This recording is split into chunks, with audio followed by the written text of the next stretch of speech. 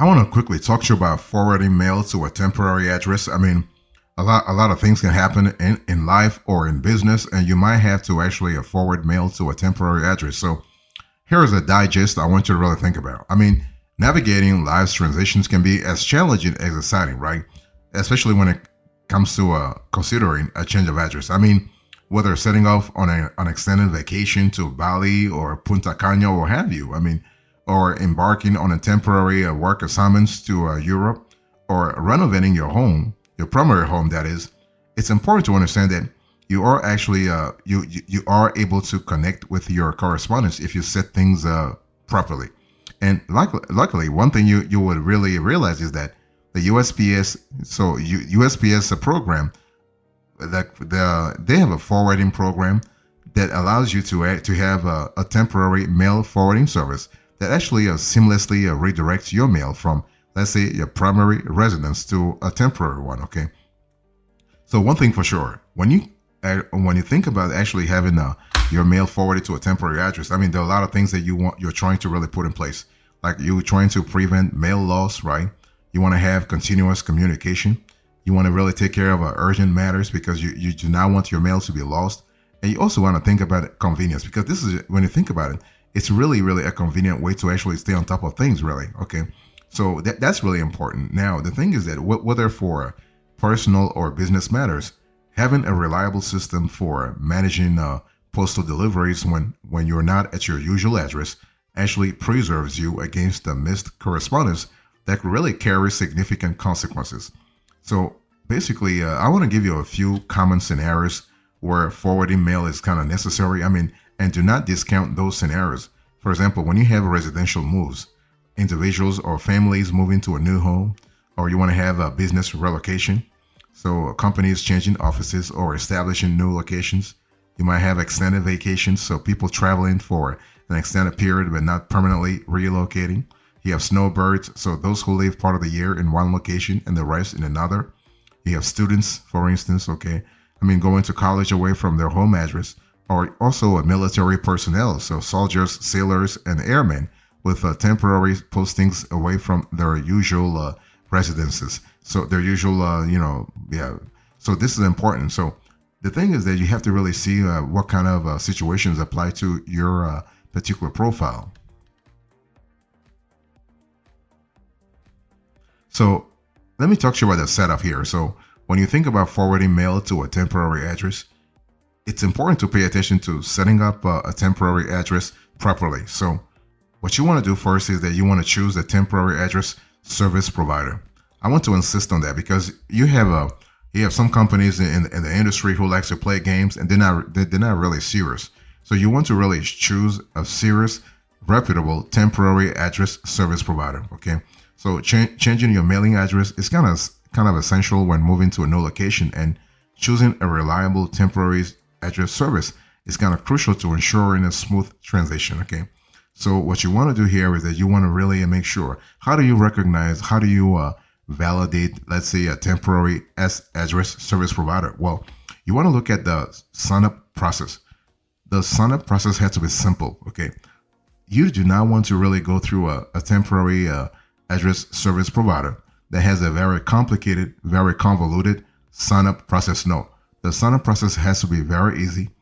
The service provider has to also offer online mail management, so you are able to view your mail without the delay of traditional mail forwarding.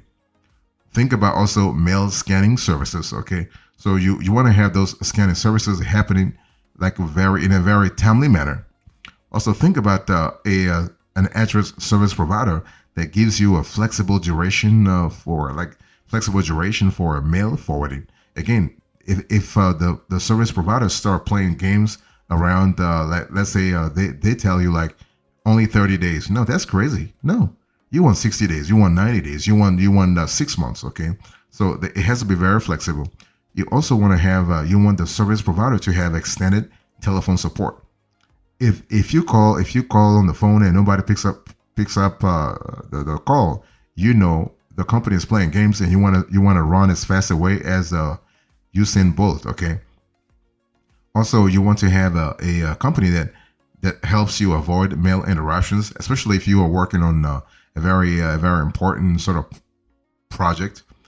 Think about also having convenient online access. So the ability to access your mail anytime and from any device with an internet connection, that's going to help you actually have like, let's say a positive experience when forwarding mail to a temporary address. Also, you want to pay attention to security. Okay, so privacy and security of your mail are really paramount. So you want to choose actually a service that really guarantees that. So when it comes to registering for a temporary address, you need to fill out the USPS form. You got to have identification verification, service fees, and also you need to specify the duration. When it comes to forwarding mail from the original address to the temporary address, you got to think about the effective start date. You have to think about the labeled mail, the optional resending, duration, validity, and also the extension options. Those are really important. Let me talk about the methods here. When you think about forwarding mail to a temporary address, you got to really have a clear idea about the methods, the kind of methodology you need to really follow here. Okay, so when I speak about forwarding methods, first you have automatic mail forwarding options. You have manual mail forwarding process. Okay, so there are two primary methods here. I want to first talk to you about the automatic mail forwarding options. So you have standard forwarding, you have a premium forwarding service, and then you have e-forwarding. Now this trifecta I'm telling you actually is available at most reputable temporary address service providers. Okay, so when you speak about standard forwarding, for instance, this is the default service for fundamental mail redirection, okay, to the new address without the sender's intervention. So this is really basic, and you just put this on autopilot, and that's it. Now, when you think about PFS stands for Premium Forwarding Service, and this is actually a process that allows you to get things done a lot faster. You can have like, let's say twice a week or once a week a package sent to your temporary address. Of course, you might have to pay for it because you might have to pay a fee for it, because anytime you think about premium, this is actually this has to really think about more money to spend. I mean, you can think about e-forwarding too. So electronic forwarding actually notifies you of the new email address, and in some cases may convert physical mail to a digital form. And so this mechanism of automatic mail forwarding involves setting up a system that reroutes mail without the need for manual interference every time a mail is sent. So that's kind of cool. But so when you think about it that way, e-forwarding services are becoming increasingly popular here. So you can also have manual mail forwarding process. So you have to go to your local post office handling. You also have to think about change of address notification. So you should inform important contacts and businesses that of your address change to manually update records. And you can also think about intermediate services. So third-party services can actually manage and forward mail according to your specs. Okay, so the thing is that when you close your eyes and think about manual mail forwarding, I want you to think about a process that requires more hands-on management in certain situations, such as international moves or less accessible locations. The local post office staff may need to handle mail directly. So this is something to really think about and see how it applies to your situation.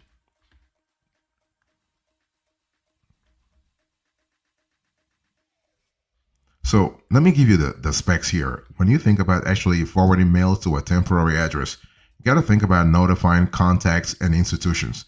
And I don't care how connected, quote unquote, connected you are, or less connected you are. You have a few folks, a few organizations you need to notify. Okay, that's important so that they know. It's not about they trying to track your ass or whatever because you want to keep your privacy, but it's all about just being in a proactive manner. So notifying contacts and institutions, so informing friends, family, and essential contacts about the temporary address. Okay, so you can think about personal communication. So contact close contacts directly to inform them of your new temporary mailing address. Also, you can have group notifications. So utilize social media or group messaging tools to make a broad announcement to acquaintances. You can also have special attention. So pay a particular attention to informing those who regularly mail you including subscription services. Okay. So the bottom line here is that when moving, even briefly, you want to communicate the change of address to friends, family, and other important contacts. Also, you can think about updating mailing addresses with relevant institutions because you never know, right? I mean, by relevant institutions, I'm speaking about financial institutions, government agencies, healthcare providers, and commercial companies. Because I mean, you don't live in a vacuum. You deal with those folks, so they need to know. Again, it's not about them tracking your ass. It's about informing them that you're making moves. So financial institutions update your address with all financial services, including banks, credit card companies, credit unions, and investment firms. Government agencies, you want to notify the necessary government bodies like the IRS. The IRS kind of critical, right? The Social Security Administration, and also DMV of your move. Also, you can think about healthcare providers. So ensure healthcare providers, insurance companies, and pharmacies have your updated contact information. And also commercial companies. So remember to inform retailers of your move, especially when you have loyalty programs, so that you can continue receiving benefits and essential communications. That way, you are able to get things done actually in a systematic manner. Remember that you want to systematically update your address information with all relevant organizations to maintain seamless operation of services, compliance, and communication. And that's really, really important to think about. Also, you want to think about managing forwarded mail. Okay. So checking for a new mail at a temporary address. And so when you think about checking for a new mail at the temporary address, you can have 4 types of, let's say, checking. You have regular checks, you have email confirmation, you have direct contacts, and you have timing. So when I speak about regular checks, you want to ensure a routine check for a new mail at your temporary residence, so you have a clear idea when you receive stuff, right? Also think about email confirmation. So look out for an email from the Postal Service confirming your change of address request. And if you have direct contact, if confirmation is not received, or let's say a mail is not arriving, you want to contact the Postal Service directly. So you want to reach out to USPS and have a clear conversation. Make sure you speak to someone, okay? Don't go through like those online automatic stuff. No, speak to someone. But in terms of timing, think about the fact that it takes 7 to 10 business days. So you want to really do things a little early. So people relocating, even temporarily, must regularly check their new mail receptacle, because this will ensure that essential letters and packages are noticed during the transition period. That way, you have a clear idea what's really happening. Okay, and for physical checks, you want to monitor email for confirmation of the address change request with USPS. Also, I want to talk to you about organizing and managing forwarded mail. Okay, you have a lot of ways of doing that. So you have sorting, priority handling, hold or forward, or also change of address. So when you think about sorting, you can categorize mail into personal, financial, and business correspondence. You can have also priority handling. So you can also address urgent mail immediately to avoid potential issues. Also, you can think about hold or forward, the duality here. So decide whether to hold mail at the post office or opt for forwarding services. That's really cool. And also a change of address. So you want to file a temporary change of address with the USPS before moving. So upon receiving mail forwarded at your new location, sorting and organizing all correspondence based on its nature and urgency will help you. So personal letters can be separated from potentially sensitive financial statements, and also a business-related mail.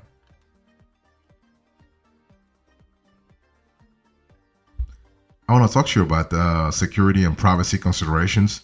So when you think about security and privacy considerations, it's not just about the nature of the correspondence.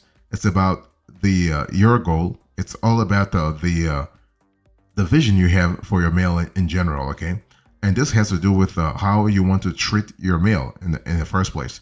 So when I speak about security and privacy considerations, it's all about protecting personal information during the mail forwarding process. So you have secure services, mail screening, personal data, and you also got to think about encryption. Those are important elements to think about. So when I speak about secure services, You want to use trusted mail forwarding services that offer secure handling of your correspondence. In terms of mail screening, ask yourself whether or not the service provider provide actually a screening option to discard junk or suspicious mail. In terms of personal data, you want to limit sharing sensitive personal information with a service providing only required information, even if it's a reputable company. You just never know. I mean, you just never know. So, you know, and also encryption. So ensure that the service uses connection for, I mean, all kinds of connections for any online interactions to actually protect your data, not only in the short run but also in the long run. So when you think about when you close your eyes and think about forwarding mail to a temporary address, I want you to remember that the mail forwarding process inherently involves risks to your personal and sensitive information. I'm speaking here about your social security number, your date of birth, all this kind of stuff, okay?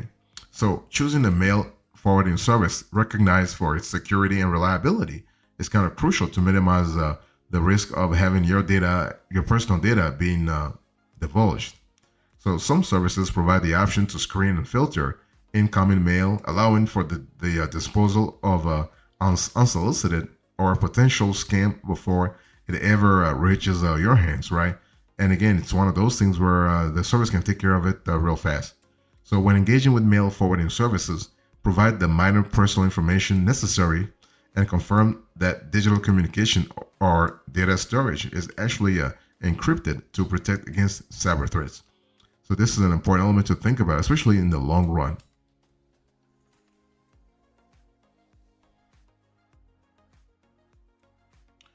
So you also gotta think about when you are considering forwarding mail to a temporary address. Think about safeguarding against potential risks and scams because scams are everywhere. Unfortunately, it is what it is. So it's one of those things where you have to think about what works for you. So when I speak about actually safeguarding against potential risks and scams, think about verification, monitoring, phishing awareness, and shred documents always. So verification, you want to verify all unexpected changes in mail delivery and avoid providing personal details via phone or mail, right? It's one of those things, again, where you have to protect yourself. Also, what about monitoring? Well, you want to regularly monitor you want to regularly monitor financial statements and also be alert for any irregularities indicating mail interception. You also need to be wary of phishing emails pretending to be from postal services asking for sensitive information. And you want to shred documents, so shred any email with personal details before disposal to actually prevent dumpster diving. So being actually vigilant is kind of critical to safeguarding against the risks associated with forwarding mail. I mean, it's kind of crazy, the kind of stuff that's out there. So you always want to confirm any unexpected changes to your mail delivery directly with the postal service to ensure they are legitimate. Okay. You can also check your financial statements to catch any discrepancies that may actually suggest that your mail has been compromised. So in terms of a mail forwarding duration, basically you got to determine the length of time for mail forwarding, what time works best for you. So for temporary moves, USPS can forward mail from 15 days up to 6 months for customers relocating temporarily. You also have initial duration. So standard mail forwarding is actually best for 12 months by default. You have notification responsibilities. So you must notify your correspondents of the new address within this period. And also you have the effort to inform. So to actually prevent mail misdirection, reasonable effort must be made to inform contacts about the address change. So you got to really do your part. So when you decide to move, whether for an extended holiday or a temporary job assignment, you want to understand the USPS mail forwarding service durations so that you can really notify the appropriate parties like real fast and also in real time, okay? So timely notification is kind of vital because this will ensure a smooth transition and continuous mail delivery without interruption. And that's what you want anyway. You want to have this sort of smooth interruptions and you're able to smooth delivery without interruption.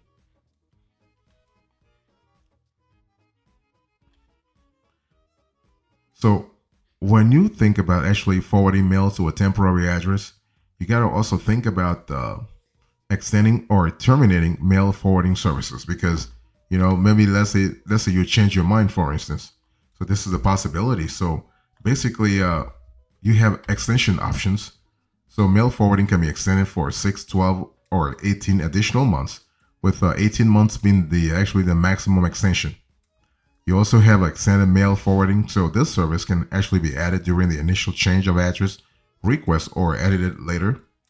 You also have a long-term relocation. So if the stay, for instance, at the temporary address exceeds 6 months, then an extension is necessary to continue service. And also, you can think about purchasing extensions. So you can pay for extensions and you can manage them through the USPS website. So you always have, let's say, possibilities. What about cost and fees? Well, basically, when it comes to mail forwarding, there are actually associated costs and fees. So you have the standard mail forwarding. So this is actually generally it's a free service for a set duration. Then you have the PMFS. That's what I spoke to you a little earlier, right? The premium service, the premium mail forwarding service. This upgraded service consolidates all mail into a weekly package sent to a temporary address. You have an enrollment fee. So this actually, like the delivery provider might actually ask you to pay a little bit at the beginning. Also, think about weekly cost. So after enrollment, there's an ongoing weekly fee for the premium service, which is really required to maintain forwarding. You can think about businesses and residents. So fees applies to residential and business customers opting for a premium forwarding service. Also, you can think about extended services. So those also are important, especially when it comes to scalability. Again, everything I'm telling you applies to the likes of PostScan Mail, USPS, Anytime Mailbox, iPostal One. So you have a lot of players that love this type of strategy because you are in control, and you have a clear idea about what happens not only in the short run but also in the long run.